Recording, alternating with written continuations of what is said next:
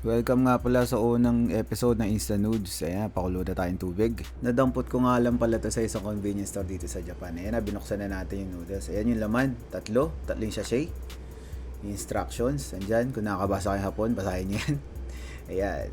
Yeah. Pag binuksan nyo yan, dapat dyan lang sa kalahati. Kasi mamaya lalagyan nyo yan ng tubig. Mamaya papakita ko sa inyo kung paano i-drain yan. Yan, lalagyan na ng tubig.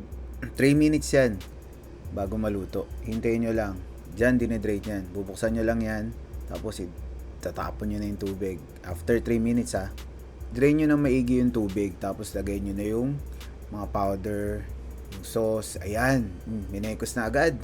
Ang bilis no? Tapos, yung pangatlong sachet niya, yung mayonnaise.